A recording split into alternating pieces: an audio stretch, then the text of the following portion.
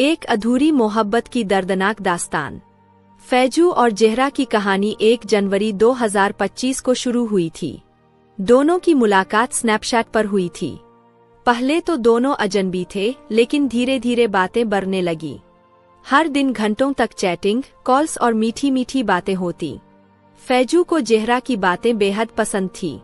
उसकी मासूमियत, उसकी हंसी, उसकी छोटी छोटी शरारतें, सब कुछ फैजू के दिल को छू जाता था।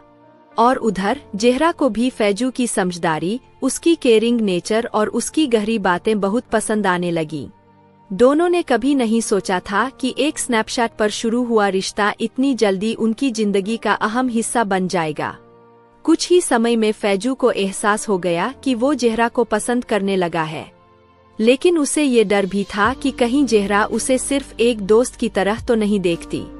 जब उसने ज़हरा से अपनी फीलिंग्स शेयर की तो ज़हरा ने भी हंसते हुए कहा, मुझे भी तुमसे बहुत लगाव हो गया है फैजू।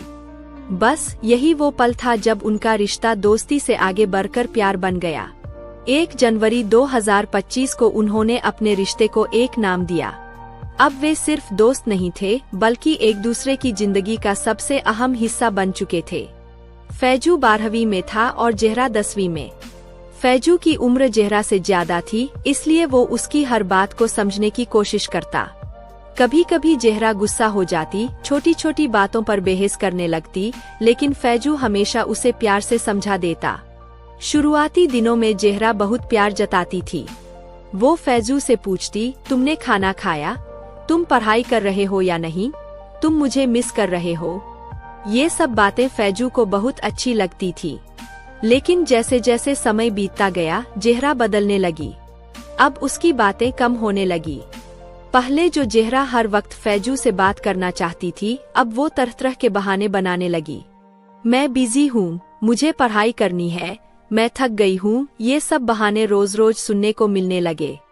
फैजू समझ नहीं पा रहा था कि ये बदलाव क्यों आ रहा है।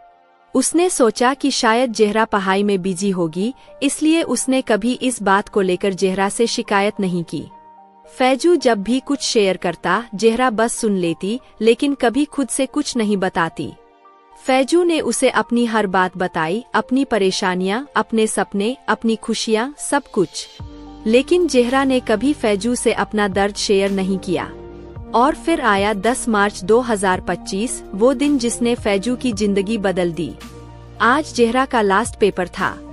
फैजू को पता था कि ज़हरा एक ब्रिलियंट स्टूडेंट है, इसलिए उसने सोचा कि इस बार पूछने की जरूरत नहीं है। उसे भरोसा था कि ज़हरा का पेपर अच्छा ही हुआ होगा, इसलिए उसने उसे पेपर खत्म होने के बाद सिर्फ एक सिंपल मैसेज किया, कैसी हो? फैजू को लगा कि ज़हरा जवाब देगी, लेकिन उसका मैसेज पढ़कर भी ज़हरा ने कोई रिप्लाई नहीं किया। शाम 6 बजे से रात 11 बजे तक फैजू ने उसे गिनती के बाहर मैसेज किए। ज़हरा कैसी हो? पेपर कैसा हुआ? तुम ठीक हो न? गुस्सा हो क्या? कई कॉल्स भी की, लेकिन ज़हरा ने एक भी रिसीव नहीं की। फैजू की बेचैनी बढ़ने लगी। उसे समझ नहीं आ रहा था कि आखिर ज़हरा इतनी नाराज क्यों है। रात 11 बजे अचानक ज़हरा का मैसेज आता है, तुमने मेरे पेपर के बारे में नहीं पूछा। मुझे तुमसे बहुत उम्मीदें थी। मुझे लगा था कि तुम पूछोगे। फैजू को धक्का लगा। उसे समझ नहीं आया कि ज़हरा सिर्फ इस छोटी सी बात पर इतनी नाराज क्यों हो गई। उसने तुरंत जवाब दिया, मुझे पता था कि तुमने अच्छा किया होगा। तुम्हें कोई दिक्कत होती तो तुम खुद बताती। लेकिन इस बार ज़हरा ने कोई जवाब नहीं दिया। फैजू ने फिर से मैसेज किया, बस इतनी सी बात थी ज़हरा।